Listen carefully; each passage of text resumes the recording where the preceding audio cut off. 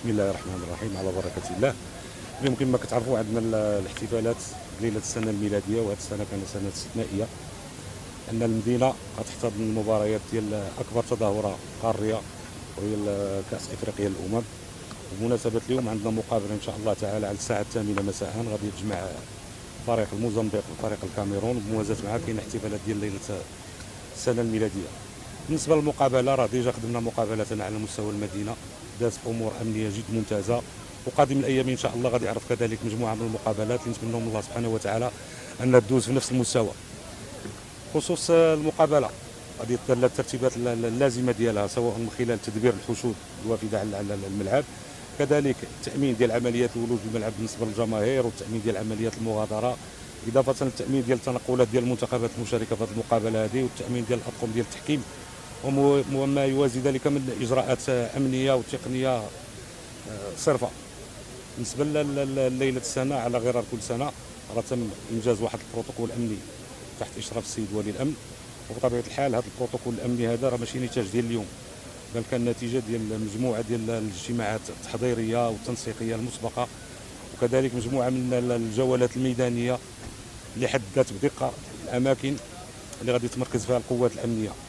بطبيعة الحال كانت هناك كذلك عمليات ديال المحاكاة أو دي زيكزيرسيس سيمولاسيون اللي من خلالها شاركت مختلف الفعاليات الأمنية تحت الإشراف الفعلي والمباشر ديال السيد ولي الأمن. بالنسبة للإجراءات الأمنية ديال هذا اليوم إن شاء الله تعالى غادي نبداو بالتأمين ديال المداخل ديال المدينة، وفي هذا الإطار هذا تم تنصيب مجموعة من السدود القضائية.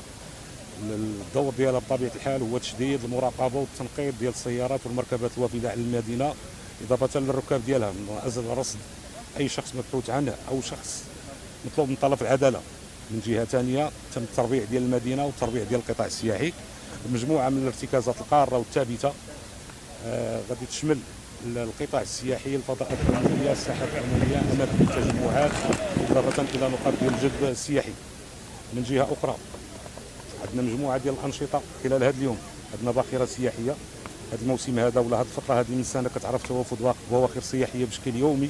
بالنسبة للباخرة ديال اليوم فيها ما يناهز 4000 سائح أجنبي اللي غادي الباخرة راه رصات هذا الصباح هذا في الميناء ديال أكادير، على أساس أن هذا الفوج ديال السياح اللي العدد ديالو يناهز 4000 غادي يقوم بجولات سياحية بمختلف أرجاء المدينة والضواحي ديال المدينة.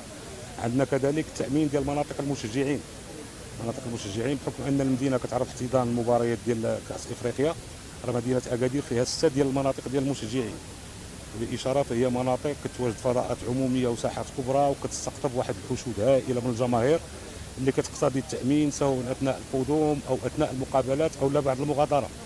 عندنا كذلك تأمين ديال أماكن العبادة. هذه الفترة هذه من العام كيكونوا مجموعة ديال الأعياد الدينية، وبالتالي عندنا مجموعة ديال الكنائس ولا المعابد اللي كاين على مستوى المدينة خاصة بطوائف دينية مختلفة، هذه يتم كذلك التأمين ديالها، سواء المحيط ديالها، المقرات ديالها، وكذلك التأمين الوافدين عليها سواء بعملية القدوم أو الذهاب. كذلك من جهة أخرى تم نشر مجموعة من التشكيلات الأمنية على مستوى كافة ربوع المدينة، سواء دوريات راجلة أو لا راكبة، لتأمين جميع المسارات، تأمين نقاط التجمعات ديال المواطنين، كذلك على مستوى الأسواق التجارية الكبرى وأماكن التبضع. كل هذه أماكن ومناطق كتقتضي التواجد الأمني واتخاذ إجراءات أمنية مناسبة. من جهة أخرى بالنسبة للسير والجولان، تعرفوا أن المدينة غادي تعرف واحد التوافد غير مسبوق، غادي يكون عدد كبير ديال المركبات، ومن المحتمل يكون عندنا اختناقات مرورية على مستوى التقاطعات الكبرى. لهذه الغاية وهذا الهدف راه تم تسخير جميع الموارد البشرية واللوجستيكية تابعة لفرقة المرور، إضافة للاستعانة ولأول مرة على مستوى مدينة أكادير تقنية الطائرات المسيرة أو الدرون من أجل التتبع والمواكبة المباشرة لحظة بلحظة هذا التوافد ديال السيارات، والرصد ديال أماكن الاختناقات والتوجيه ديال الرموز من أجل ضمان السيولة ديال السير. من جهة ثانية بالنسبة للشاطئ ديال المدينة أو القطاع السياحي، بحكم تواجد مجموعة من الوحدات الفندقية المصنفة ومجموعة ديال المطاعم اللي غتبدا غتشهد حتى هي احتفالات ديال ليلة رأس السنة عفوا. كذلك تم نشر وحدات أمنية وتشكيلات أمنية مختلفة، الفرقة السياحية والنجدات ديال الهيئة الحضارية، واحد الكوكبة ديال الدراجين أو ما يسمى بالصقور.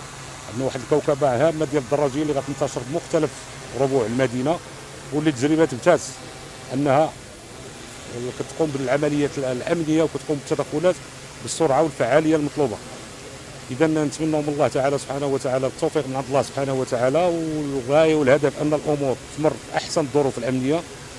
وكنتمناو كما ان السياح او الضيوف ديال المملكه المرحب بهم بطبيعه الحال، كما كيديو انطباع على المملكه المغربيه ان عندها موروث ثقافي وعندها تاريخ وعندها تقاليد وعندها كرم الضيافه، كذلك ترسخ عندهم ان المملكه المغربيه الشريفه كانت على مر العصور ولا زالت وستظل بتوفيق الله سبحانه وتعالى وبعزيمه الرجال مملكه الامن والامان، والله ولي التوفيق.